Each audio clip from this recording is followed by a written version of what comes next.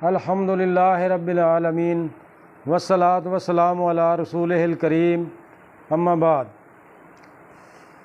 کچھ انداز بیاں اچھا نہیں میرا، شاید کہ میری بات اتر جائے تیرے دل میں۔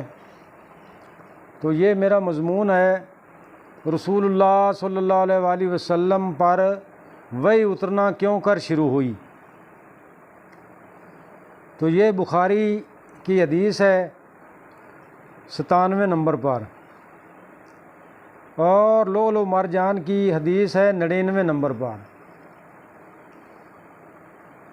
حضرت ام المومنین سیدہ عائشہ رضی اللہ تعالی عنہا بیان فرماتی ہیں کہ نبی کریم صلی اللہ علیہ وآلہ وسلم پر وحی کا ابتدائی دور اچھے سچے اور پاکیزہ خوابوں سے شروع ہوا۔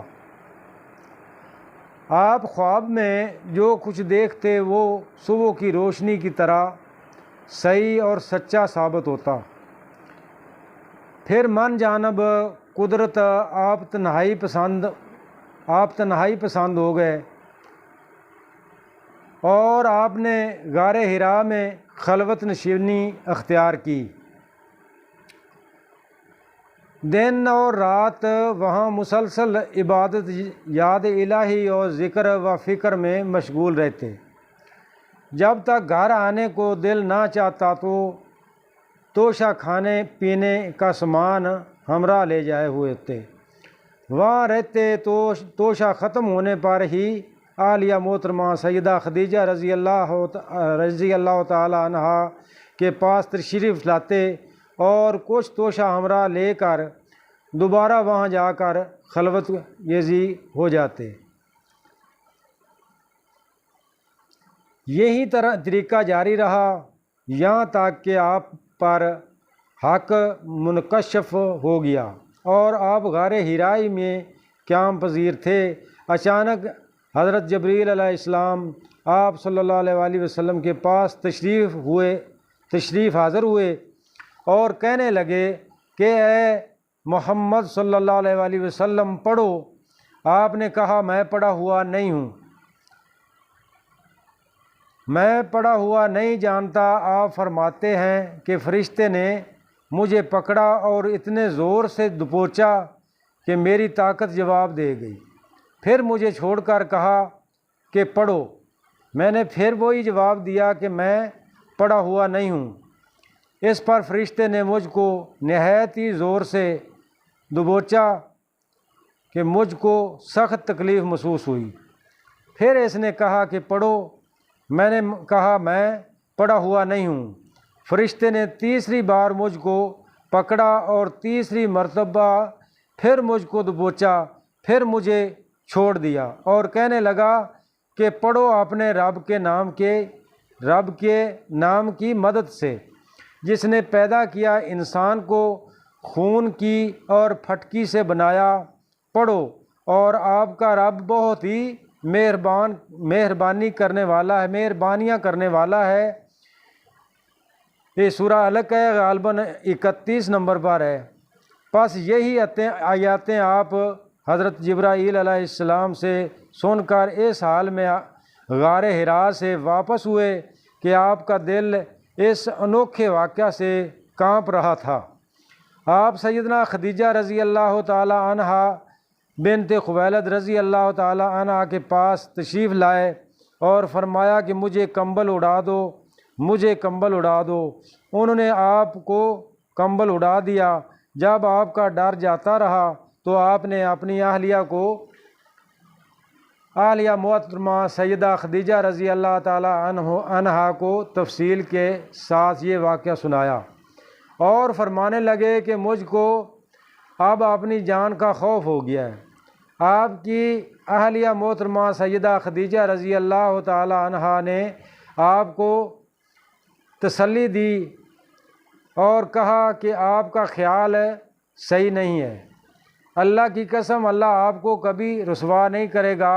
آپ تو اخلاق فاضلہ کے مالک ہیں، آپ تو کنبہ برادر ہیں، بے کسوں کا بوجھ اپنے سر پر رکھ لیتے ہیں، مفلسوں کے لیے آپ کماتے ہیں، مہمان نوازی میں آپ بے نظیر ہیں، اور مشکل وقت میں آپ امر حق کا ساتھ دیتے ہیں، ایسے اوصاف حسنہ والا انسان یوں بے وقت ذلت و خواری کی موت نہیں پا سکتا۔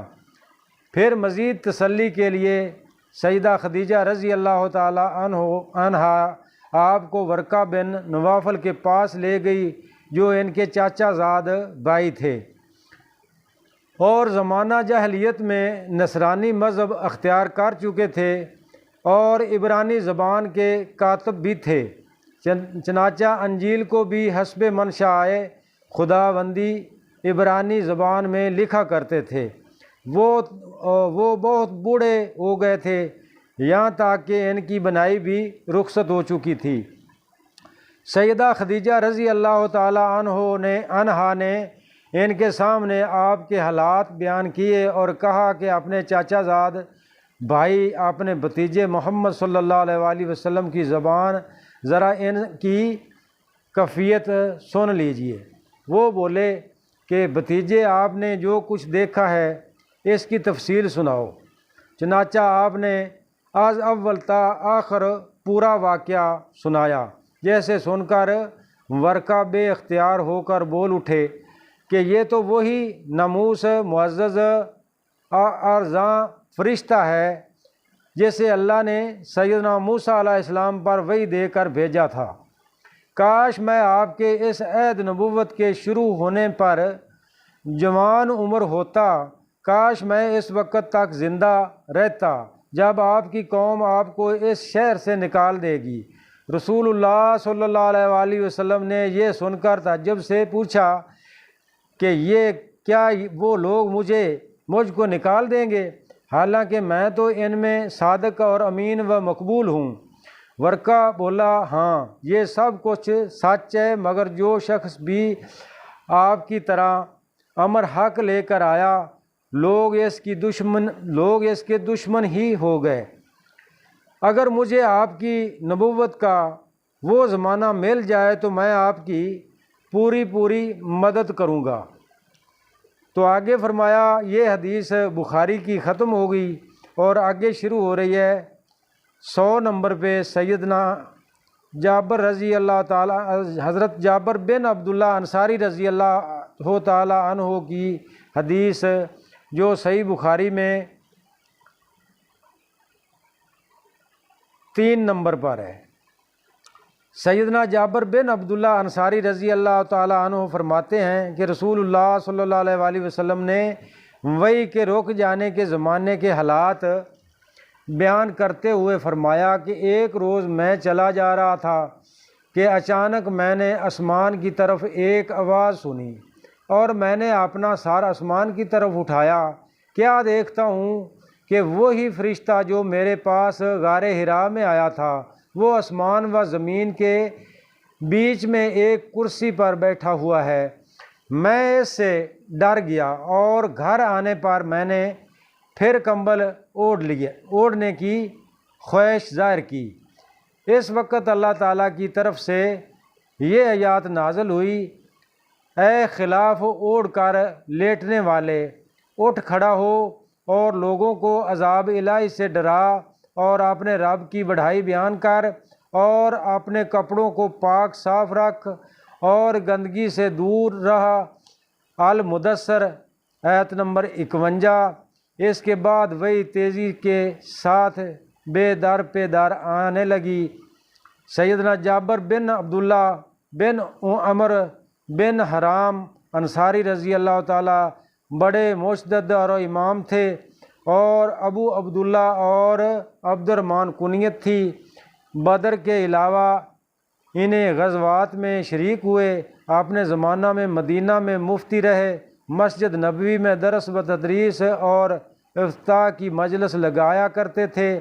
آپ نے بڑھاپے کی عمر کو پایا اور آخر میں نبینے ہو گئے تھے۔ 90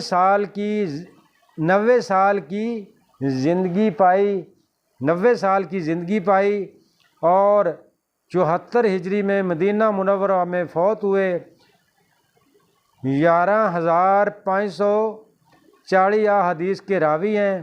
کثرت سے احادیث رسول بیان فرمایا کرتے تھے، وقولوا قولی استغفر اللہ استغفر اللہ استغفر اللہ۔